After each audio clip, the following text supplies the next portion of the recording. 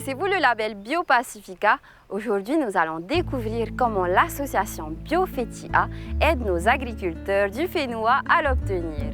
À quoi sert ce label et comment être certifié? C'est ce que Christopher, maraîcher de travaux, va nous expliquer. Où arriva? Yarana, Christopher! Ça va?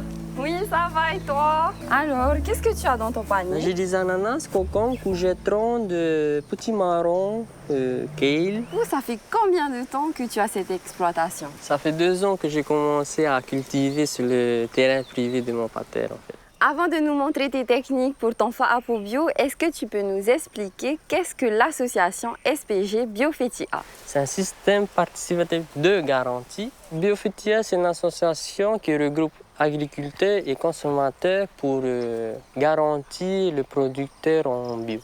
Si je comprends bien, les consommateurs participent au processus du label alors? Oui, ils sont toujours en binôme, le consommateur et le producteur, pour constater si c'est en norme, si on suit bien la norme NOAB. Et est-ce que tu peux m'expliquer qu'est-ce qu'une culture bio? C'est déjà de ne pas utiliser des produits chimiques. Par exemple, le désherbant, engrais bleu, tout ce qui n'est pas naturel. On a des produits certifiés bio qu'on peut utiliser. Et surtout, moi, j'utilise beaucoup de compost. Qu'est-ce qu'il y a à l'intérieur? Dedans, il y a des algues, des broyats, des fientes de poule et de la terre que je laisse reposer pendant 3 mois. Ensuite, tu prends le compost et tu le mets où exactement? Je crible et après, j'étale sur la parcelle là où je plante. T'as combien de mètres carrés? 3 hectares. D'accord. Ça, c'est les maïs alors? Oui. Je vois que tu es attaqué. T'as des problèmes de nuisibles alors? Oui, c'est les scarabées en fait. Ben, je plante ça en fait, c'était par rapport aux scarabées. Ça évite d'aller sur les potins en fait et sur les maïs. Et comment tu gères en fait les nuisibles? Je change beaucoup de parcelles en fait. Je fais beaucoup de rotation de culture. De ne pas planter toujours la même chose sur la parcelle, quoi. Et si ça suffit pas? Si j'arrive pas à résoudre ce problème-là, ben, je laisse en jachère et je laisse reposer pendant 3 mois. D'accord. Et tu as que des insectes qui sont mauvais pour tes plantations ou tu en as d'autres qui sont bénéfiques? Comme les abeilles, ben, j'en ai plein d'abeilles. Ah, ok. Je vais bientôt me lancer dedans.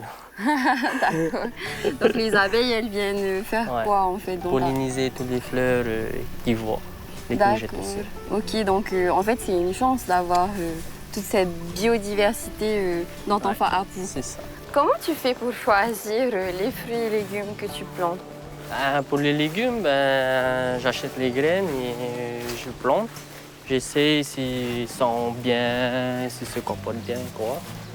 Et le reste, comme les gambos, maïs, haricots, ça je récupère. Je autoproduis mes graines. Ça c'est des gambos. On peut goûter? Bien sûr. C'est carrément bon en fait. Hein? Si tu avais des voisins qui produisent de l'agriculture conventionnelle, est-ce que tu peux quand même avoir le label BioPacifica? Oui, il faut juste faire une zone tampon, par exemple de 6 mètres. Tu laisses les arbres, les grandes haies, quoi, juste pour couper en fait l'espace bio et l'espace raisonné en fait. D'accord. Donc en fait, par exemple, là, ça pourrait être une zone tampon alors? Voilà. C'est pour filtrer en fait, en gros. Hein. Filtrer alors tous les engrais chimiques qu'ils mettent dans la terre en fait? Ouais. D'accord, ok.